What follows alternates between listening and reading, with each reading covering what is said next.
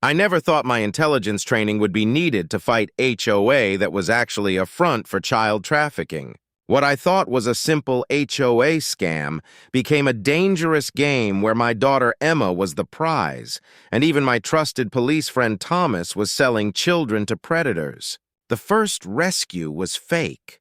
By the time I realized Emma was still missing, I discovered corruption went all the way up with no one left to trust. I had to take down an entire network alone to save Emma and 15 other children trapped in an underground bunker. My name is Michael Stone, 42. I'm a former intelligence operative with 2 decades spent in some of the world's most dangerous places. 3 years ago, I left that life behind to raise my daughter Emma, now 8, after my wife Lisa died in a tragic accident. We moved to Maple Hills, a quiet suburb with clean streets and a promise of peace. I left active service to be fully present for Emma. She's brilliant, curious, with her mother's blonde hair and my analytical mind. Even at her age, I see the same problem-solving instincts that kept me alive in the field. Some old military friends called me paranoid for working remotely in cybersecurity, but it let me protect Emma and be home. Turns out my caution was right, just not in the way I imagined. That morning, I stepped outside into crisp fall air, coffee in hand. Emma sat at the kitchen table, already doing her math homework. She asked if I knew folding paper 42 times could reach the moon. I smiled, told her it was theoretical, it would tear long before then, and playfully ruffled her hair. Moments like these, simple and peaceful, meant everything after a life where normal was a luxury. Life in Maple Hills had been quiet for 3 years. Until that morning. In the mailbox was a thick white envelope stamped Urgent Maple Hills Homeowners Association. The paper was expensive, official-looking, but we didn't have an HOA, not since it was dissolved in 2009, as Mr. Collins once told me. Our neighbors preferred privacy. Just then, Emma called from the window. "That weird man is back." Instinct kicked in. I moved beside her, shielding her from the glass without thinking. Across the street stood a man in a cheap blazer, clipboard in hand, staring at our house. When we locked eyes, he smiled, waved, and jotted something down. There was something predatory in that grin. Emma whispered it was the 3rd time this week. She said he took photos at her school yesterday. When Mrs. Anderson asked him to leave, he claimed to be documenting safety violations for the HOA. My blood turned cold. This wasn't just a strange man. It was surveillance. My instinct was to confront him. But training taught me, gather intel first, act second. I opened the envelope. Inside was a demand for $500 in monthly HOA dues, backdated 6 months. Professionally written, bullet points. Security initiatives. A signature. Randall Grayson, HOA president. The formatting was perfect, but I knew a fake when I saw one. This was a scam, a polished one. But what alarmed me wasn't the fake fee. It was him watching my daughter. I spent the morning running recon. Military contacts confirmed it. Maple Hills HOA was dissolved in 2009. No new HOA had been formed, yet Randall Grayson acted like he had legal authority. Online, his background was suspiciously vague. A LinkedIn profile full of fluff, no verifiable work history before 2 years ago, clearly fabricated to pass casual checks. That afternoon, I visited Samantha Clark, a neighbor and real estate lawyer. Her dining table was covered in letters, notes, and legal documents. She'd already heard from a dozen families. Randall wasn't just running a fake HOA, he was asking questions about kids, especially young girls. Mrs. Martinez said he approached her daughters at the pool for an HOA newsletter. Samantha showed me a map. Randall was doing this in 3 neighborhoods, always where families had young children. The pattern was clear. Fake letters, then personal visits. He had detailed knowledge of families' routines, work hours, school schedules. He'd been watching us for months. Suddenly, a knock. Randall Grayson stood at her door wearing that fake smile. Up close, he was in his early 40s, Cheap blazer, HOA badge, slicked back hair, and cold, pale eyes. Samantha answered with the chain on. I stayed out of view, hand ready. He introduced himself as HOA president, noting she hadn't responded to their letter. Samantha stated firmly, Maple Hills had no HOA. It dissolved 15 years ago. Randall claimed it had been reorganized under new state rules. Non-compliance meant legal action. And, he added, they took child safety very seriously. That last part made my jaw clench. It was a threat in disguise. Samantha told him she was a real estate attorney and he was operating illegally. His smile cracked, then grew wider. He suggested she attend their next HOA meeting. His tone shifted. Protecting children was a top concern. He glanced at me. Reading from his clipboard, he casually mentioned my name, my daughter's age, her drawings at school, and the time she walked home alone. The message was clear. He'd been watching Emma. I stepped forward, letting him see my full height. His expression flickered. I said calmly that if he came near Emma again, he'd find out what kind of training I really had. He laughed, said threats weren't neighborly, and suggested I bring Emma to the HOA meeting. They offered child care. Then he walked off, whistling a lullaby, and called back over his shoulder, "She's such a sweet girl. Accidents happen so easily." This was war. The message was clear. This was war, and Emma was his target. As Randall walked off, I noticed his limp, left leg favored. A detail that could matter later. Samantha closed the door and said we should call the police. Not yet. He'd stayed just inside the law. Photos, letters, vague threats. We needed real evidence. She looked at me, realizing I wasn't just some IT guy. I solve problems, I said. Sometimes they're digital, sometimes not. She nodded. What now? I watched Randall get into a black sedan with tinted windows, memorized the plate. Now we gather intel. Everything about Randall, his past, his partners, his plan. Then we shut him down. She was in. She'd send me everything, every complaint, citing, document. We'd build a case airtight enough to crush him. I checked my watch. Emma's art class would end soon. Time to pick her up. And from now on, she wouldn't be alone until Randall was behind bars. As Samantha packed her laptop, she warned me, something about that man wasn't just criminal. It was predatory. She was right. Randall Grayson had the cold patience of a seasoned predator. But he made one fatal mistake. He threatened my daughter. And that meant I would use everything I had to destroy him. That night, I called 3 trusted military contacts. By morning, Randall Grayson's life was laid out on my kitchen table. He was a disgraced bank executive, fired 2 years ago for embezzling $50,000. His banking license revoked, wife gone, custody of his son lost. He owed over $200,000 in legal fees and child support. The fake HOA scam was his lifeline. I showed Emma the new security camera by our front door and handed her a small panic device disguised as a keychain. Press it 3 times fast. It would alert my phone with her location. She nodded seriously. Being raised by a former operative meant she understood more than most kids about safety. Like always knowing your exits? She asked. Exactly like that, I said. The system paid off fast. Over the next week, Randall was caught on camera circling our house at odd hours. He wasn't alone. 2 men showed up repeatedly. Vincent Black, a bulky ex-con with a teardrop tattoo, and Marcus Cole, a twitchy, paranoid-looking man. They were running the fake HOA across 3 neighborhoods, potentially scamming $200,000 a year. But it wasn't the money that alarmed me. It was their fixation on the children. Samantha called an emergency meeting for neighbors who'd received letters. In her living room, she laid it out. Randall was using his banking background to create fake but convincing documents. He'd registered a company, Community Management Solutions, as a front. The letterhead, bank accounts, and website all looked official, but it was all a scam. An older neighbor asked if they could just call the police.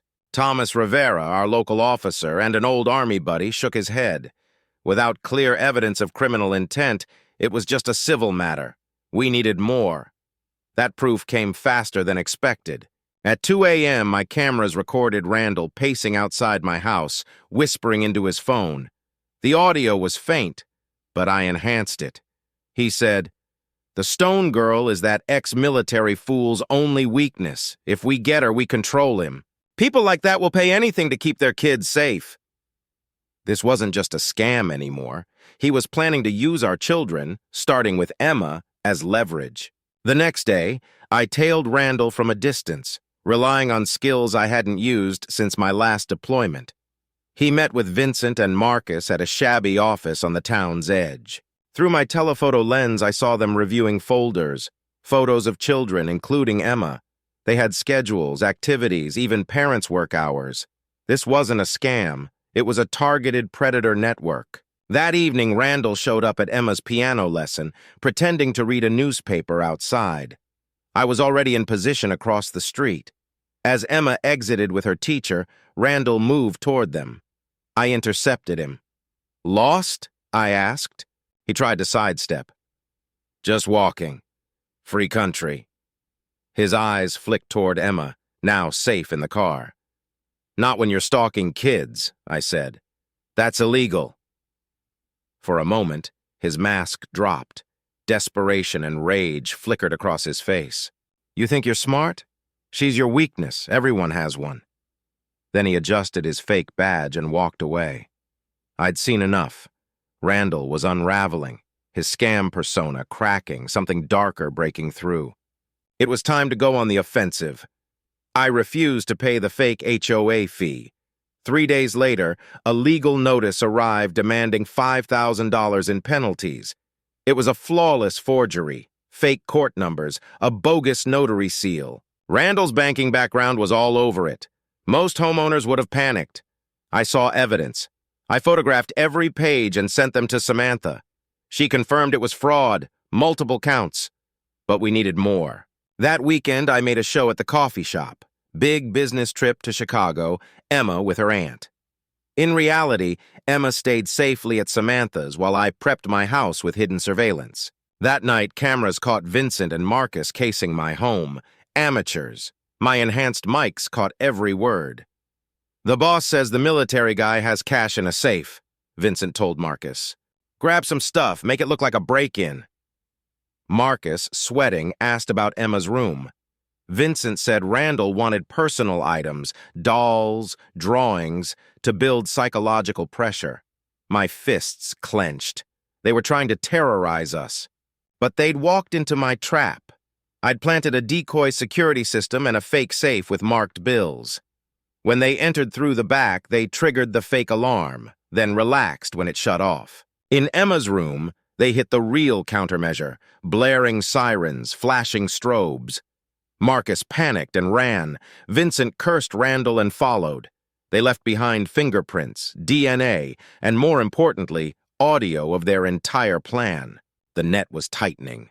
I gave the surveillance recordings to Thomas at the station. He said they were solid, but not enough. We needed Randall himself on tape admitting to the bigger plan. Vincent and Marcus were just foot soldiers. Thomas knew I wanted to go full intelligence mode, but this had to be done by the book. I agreed. Barely. We had to push Randall to escalate. The chance came the next day. Randall called me. He said it was a shame about the break-in, exactly why his HOA security was so important. His voice dripped with false concern.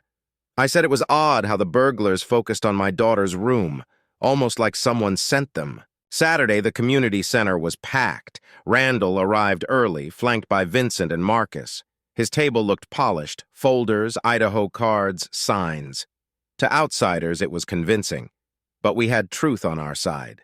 Samantha opened with a presentation on HOA laws. Ours was legit, registered, insured, compliant. Then she turned to Randall's setup. Randall exploded, calling it slander. He claimed 15 years of experience, waived contracts supposedly signed by homeowners. I stood and asked if he wanted to talk about his time at First National Bank and the $50,000 he stole. Silence. He turned red, stammering that it was irrelevant. I kept going. Court docs confirming his firing, a revoked license, and proof that he used the same skills to forge HOA materials. I showed fake seals, mismatched registration numbers, all tied to a dissolved company from 1998. Whispers spread. Neighbors pulled out Randall's letters, comparing them to my evidence. His mask cracked. He shouted, "We didn't get it. This community needed leadership." Samantha calmly asked if leadership meant stalking children, breaking into homes, or stealing money. Vincent and Marcus slipped out, sensing it was over. Randall, desperate, pointed at me and said I'd regret crossing him. He claimed to know secrets about my military past, and maybe the community would want to hear them. I smiled. My record's public. 20 years of honorable service. Nothing to hide. Unlike yours. The crowd was done. They were leaving, disgusted. Randall's empire was crumbling. After the meeting, Randall cornered me in the parking lot, his professional mask gone. "You ruined everything," he hissed. "You know what you've done? I owe serious people. This HOA was my only way out." His desperation was raw. I stared him down. "You should have thought of that before targeting kids. It's over. Pack up and leave." He let out a bitter laugh. "You think it's that easy? Think you've won? This isn't over. You'll learn what happens when someone crosses me, and your little girl, she'll learn too." He stormed off. But I knew. His most dangerous move was still coming. Emma didn't come home after piano practice on Tuesday. At 4:30, the music school called. Mrs. Peterson said Emma left with her regular driver 15 minutes earlier. Cheerful voice. She didn't know she was delivering my worst nightmare. My blood froze. I was her regular driver. Randall had made his move. A text buzzed in. "Want to see your daughter again? $500,000.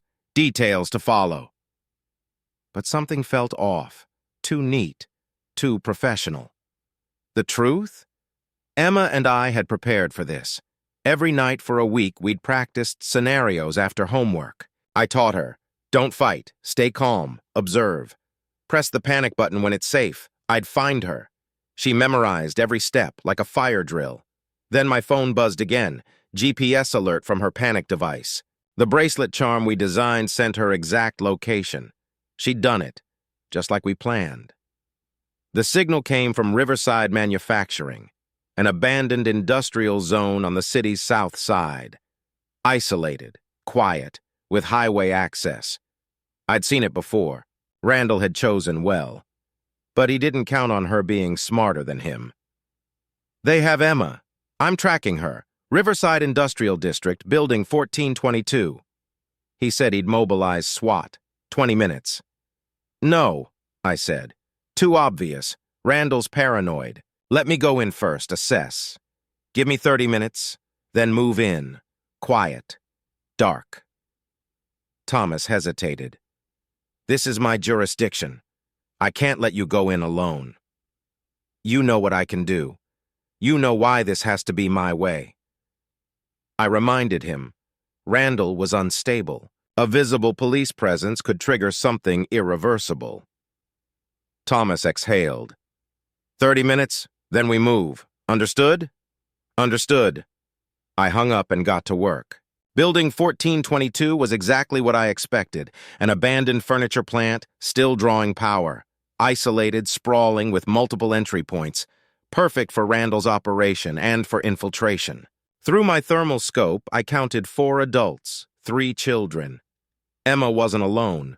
Randall was collecting leverage, targeting families who'd resisted his fake HOA.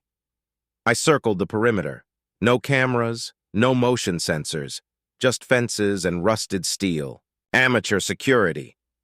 Emma's tracker placed her in the northeast corner. I advanced using shadows, weeds, and old containers for cover. The sunset cloaked my approach. In my earpiece, audio from the bug in Emma's jacket crackled to life. She was calm, using her adult voice. She told Randall kidnapping was a federal crime. The FBI used satellites and everything. I nearly smiled. Even here, she was gathering intel and applying pressure. Randall's reply was forced. Her dad wouldn't involve the feds. He knew what happened to girls when daddies didn't cooperate. I clenched my jaw, but stayed focused. Emma raised her voice for the others, repeating what I taught her. Stay calm. Wait for the right moment. Patience wins more battles than strength. She was leading, keeping the other kids steady, reminding Randall who he was dealing with. He snapped, told her to shut up. Then she poked at his limp. Did you get hurt being a criminal? Randall growled. Vincent muttered they should gag her. Randall insisted she stay conscious for my next call. It confirmed what I suspected. Randall was unraveling. The situation was slipping beyond his control. I reached the north entrance. The lock was laughable. One quick pick, and I was in. Inside, the warehouse was a maze of rusted machinery and empty crates. Dust motes danced in the fading light from grimy windows. I moved silently, using skills honed in countless night operations. The concrete floor was covered in debris, but I'd learned long ago how to move without disturbing even a pebble. Through gaps in some stacked pallets, I could see the main area, and that's when I saw the tableau that made my heart simultaneously swell with pride and tighten with fear. Randall stood in the center of the open space, still wearing his ridiculous fake HOA badge like it gave him some kind of authority. He looked haggard, his slicked back hair coming undone, sweat staining his cheap blazer. Vincent Black, muscles straining against a too-tight t-shirt, was guarding 3 children tied to metal folding chairs. Marcus Cole paced nervously near the main entrance, jumping at every sound from outside. A single camping lantern provided inadequate lighting, casting wavering shadows that made the scene even more sinister. But something was wrong with this picture. The children didn't look frightened enough. That's when I noticed it. My tactical mind processed the details instantly. Emma's hands weren't actually tied. She was holding the ropes in place, just as I'd taught her during our escape artist games. The other 2 children, a boy I recognized as Tommy Martinez and a girl who had to be Sophie Chen from 3 houses down, were similarly unrestrained. They were playing along, waiting for the right moment. My pride in Emma swelled even as I realized what this meant. She'd managed to free herself and the others, but was smart enough to maintain the illusion of captivity. She'd probably slipped her bonds during the chaos of their arrival, then quietly freed the others while keeping them calm. I surveyed every corner. The warehouse had been thrown together as a holding area, sleeping bags in one corner, pizza boxes and soda cans scattered on a makeshift table. This wasn't a criminal mastermind setup. It was a desperate man's bunker built on debt and delusion. 2 security cameras hung high on the east wall, but aimed only at the entrance. Randall feared outsiders more than internal collapse. Then my phone buzzed. A message from Emma's number. She didn't have her phone. Yet somehow, she was contacting me. I opened the message informing me that cameras were in the southeast corner. Bad guys were arguing about money. Other kids were ready to run when I said. Sophie knew karate. Tommy said his mom was a nurse. My 8-year-old daughter was running intelligence operations from inside her own kidnapping, coordinating with the other captives and providing tactical assessments. I'd never been prouder or more terrified. I studied the message again. She'd managed to get access to a phone, probably lifted it from Marcus during one of his nervous circuits around the warehouse. The fact that she was texting me tactical information rather than pleading for help spoke volumes about her training and composure. I texted back a single word, soon. Then I prepared to give Randall Grayson exactly what he deserved. But first I needed to create the right conditions. This wasn't just about rescuing Emma anymore. 3 families were counting on me. 3 children needed to get home safely, and Randall Grayson needed to learn that some mistakes carried permanent consequences. I checked my watch. 15 minutes until Thomas moved in with SWAT. Time to set the stage. I pulled out my phone and dialed Randall's number. He answered on the first ring. He told me I was early and that better meant I had his money. His voice was eager, greedy, the voice of a man who thought he was about to win. I lied smoothly that I had it, but I needed proof of life. All 3 children on video call. Now! Randall hesitated. He said that wasn't part of the deal. I cut in coldly that neither was kidnapping multiple children.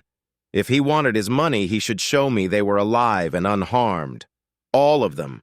There was muffled conversation. Then Randall's face appeared on my screen.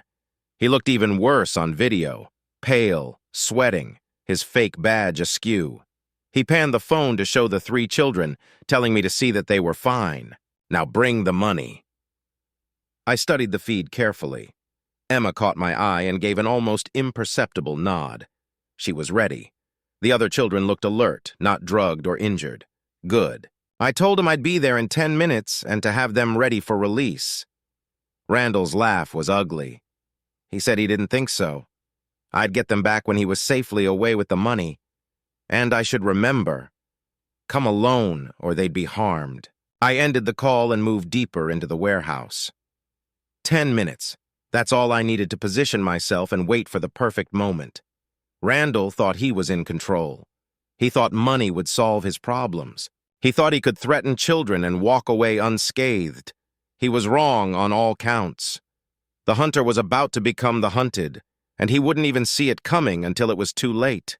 I settled into position behind a stack of crates with clear sight lines to the main area. From my vantage point, I could see everything while remaining invisible. The clock was ticking. Soon Randall Grayson would learn why you never, ever threaten an intelligence operative's family. Some lessons, after all, could only be taught through experience. I stepped out from cover, hands raised. I called to Randall that I was here and had his money. All 3 men spun toward me. Randall's face showed triumph mixed with suspicion.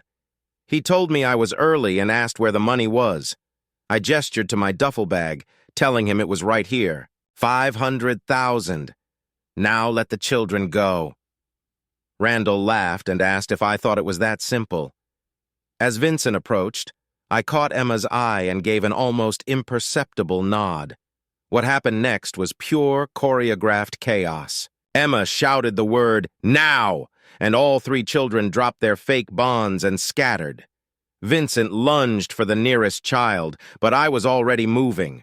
A palm strike to his solar plexus, an elbow to the back of his head. Down in 3 seconds. Marcus panicked and ran for the exit, bursting through the door straight into Thomas and the SWAT team. Randall managed to grab Emma, holding her as a shield with a makeshift device pressed to her side. He shouted for me to back off. He'd do it! He had nothing left to lose. I said calmly that he should think about his son, Randall, Ryan, age 10, who lived with his ex-wife in Portland. What kind of example was he setting? Randall's grip on the device wavered. He told me not to talk about his son. Tears filled his eyes. He said he just wanted to make things right, to show Ryan he could be somebody again. I told him that he'd chosen to prey on other people's children. Was that the legacy he wanted? Emma suddenly spoke up, telling him she'd recorded everything. Her jacket had a camera. It had been uploading to the cloud this whole time. Randall stared at her in disbelief. The device clattered to the floor. He released Emma, who ran straight into my arms. SWAT officers flooded in as they cuffed Randall. As he looked up at me, he asked how I knew about Ryan. I knelt beside him and told him that, unlike him, I never forgot that being a father meant protecting all children, not just your own. But as I hugged Emma, something still bothered me. The operation had been too smooth, too easy. Randall was a desperate man, but not this disorganized. 2 days later, I got a disturbing call from Samantha. She told me something was wrong. She'd checked the records. The children we'd rescued didn't match the original missing reports. And something else about Emma. I asked what about Emma. She explained that Emma didn't remember the password we 2 had set up, and she'd eaten broccoli last night. I'd told Samantha that Emma hated it. My blood froze. I started testing the Emma at home. I asked her if she remembered when we went to the zoo last month. She replied enthusiastically that of course she did. We'd loved the elephants. We'd never been to the zoo. The real Emma was still captive. That same day, I confronted the terrifying truth. The warehouse had been a decoy. Child actors had been used to make me think I'd won while the real children were moved to another location. Worse, I discovered the source of the information leak. Monitoring Thomas's phone during the rescue operation, I heard a revealing conversation. Someone was telling him that I'd bought it.